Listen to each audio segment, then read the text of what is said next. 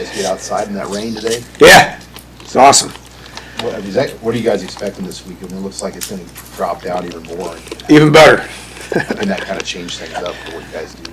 Yeah, it's probably sunny and 85 out there in LA, right? We ignore it. I mean, it's the way this program's been since the day I got here, so it's nice to go out there and on those grass fields. I know that. Because, when I got here a year ago, those things were not very good, and it was tough to go out there and practice with that surface, but we don't have that excuse. The surface is good. Practice conditions are good. Football is meant to be played out there. What did you see from Dylan after that pick, before that final drive, and how have you seen him maybe grow and the tough stuff behind? Yeah, he's done a good job of just playing the next play, He was so excited when we got the ball back. I was with him on the sidelines, and it's tough because they had momentum. And they tie it 21-21, and we went out there and just gave them the ball right back. So that's a tough moment. And Coach Rule talks about complimentary football all the time. We got 2 turnovers and 14 points off those turnovers. We gave them the ball twice and they got 0 points off turnovers. So that's how you measure complimentary football. And when Javen got the ball back, got that pick, Dylan put his helmet on and just sprinted out there. He was so excited, that the defense got him the ball back and had the confidence and the poise to put together probably his best drive that I've seen him.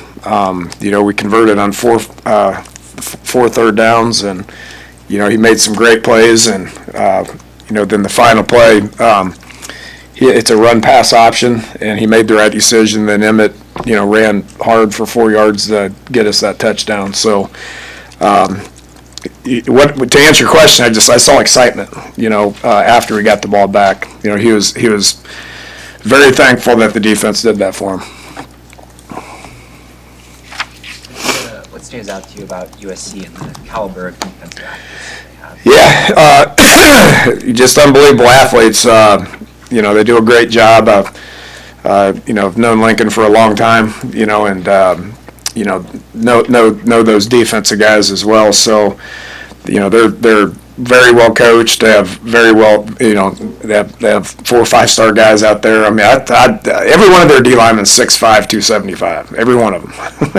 Never seen that before, But they got one big dude in there. But they're big up front. Their linebackers are active. Their secondary does a good job. So it's going to be a huge challenge. What do you see from them in the red zone? Matt mentioned the red zone defense. What makes a good red zone defense? Holding them to field goals, that's how you measure it. That's why we won the game last week. We held them to a couple of field goals defensively, and that's what everybody preaches. How many times have I sat up here and talked about, we got to score touchdowns in the red zone. That's got to improve. It's one of the first things that I addressed with the guys when I got here a year ago. Ironically enough, preparing for USC. So familiar with them. It's going to be awesome, man. This is why you do what you do. It's going to be a big week around here.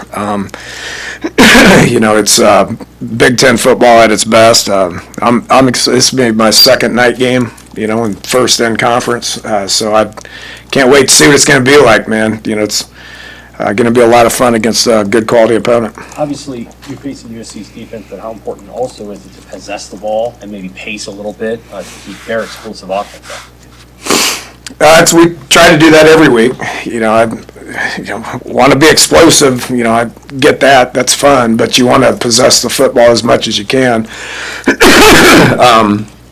They obviously are really good up, offensively, and they're going to have their moments. They're going to have their shots. We know that. But we want to control the ball. We want to keep their offense off as much as we can, obviously, but that's going back to just routine plays and converting third downs and scoring touchdowns in the red zone. I know you made this adjustment well before you got here, but when was that moment you were like, I'm not just going to try to go as fast as I can, I'm going to try to modulate my pace on offense? That happened well before you got here. Yeah, it was, 10 years ago. You know, I guess that was the head coach hat when I put that on, that changed my mindset as an offensive play caller. You know, just trying to be able to possess the football and you know, there's a lot that goes into it, from, you know, the run game to how you practice, and, you know, you can't just say I need to possess the ball. I mean, you got to have the ability to be able to practice that, and the mindset to be able to practice that, and you know, that exists here, you know, obviously with Coach Rule. And you know, I learned a long time ago, I mean, it's fun to go fast, it's fun to score points, you know, but at the end of the day, what's best for your football team, you know? And if you want to play winning football, and if you want to get to a championship caliber level, you got to be able to do things like possess the ball. I thought you know, one of the best moments that we had last week was, you know, when we got the ball back and we had to get a first down, we were able to grind it out and get a first down. Okay, that's culture. That's how you practice for, you know, how you practice in spring, how you practice in camp, how you know, the ability to be able to do that was pretty cool. I thought that showed growth with our offense. What's your level of concern with the O-line health and injuries? Do you have a level of concern? Everybody's got problems. It's week 9. Okay, so everybody's got problems. I can tell you they practiced hard today. Our O-line practiced really hard today. You know, and you know, it's always next man up. Got to go. He's really proud of Turner for how he went in there, and you know, we got to be careful with him because he's a vet. You know, and he's coming off of injuries, but you know, he doesn't need to practice as hard as like some of these guys do just based on his game snaps. You know, he's a vet, you know, and so we got to keep him healthy, and then we just got to keep practicing the other guys, because we're going to get to some of them, and they got to be able to go in there and do a good job. I thought Tyler did a really good job of going in there and getting us some snaps as well. How tough was that injury for Turner to come back from? You probably didn't even see him on the field till August. Yeah, they said he was going to be ready like game 5, you know, and he was ready I think he played game 1. I don't know. He came back before he was supposed to. This means a lot to him. You know, you can just tell when he wasn't playing how engaged he was. You know, and he's a really good teammate, and you know, we're counting on him to give us some snaps. How far have you seen Elijah Pritchett come in the last month since he's been a regular? He's doing everything better. He's doing everything better. You know, it's an adjustment for him with how our culture is here on the O-line and what the culture is in general. But proud of him. He's a good kid. He works hard. Means a lot to him. You know, he wasn't playing a lot earlier, and that bothered him. And so he started doing things right, started doing things better, and just keeps getting better every week. Hey, Coach, when Emmett can take 27 carries, I mean, what does that do? Just the balance and how safeties play, and just some of the different things that can give your offense. Yeah, you know, I've said it. You know, we can't keep doing that every week, but he gets stronger as the game goes on, you know, and so when you're in tight games like that, you need to win them. You know, you're going to go to your best players, you know, and so he's one of our best players, obviously, so he just keeps getting stronger, you know, and not all backs can do that. You know, some backs are going to get tapped out on about 12, 15 carries, and he's just not that guy, you know. I mean, he can do about anything that we ask him to do, and he's going to do whatever we ask him to do to help the team win.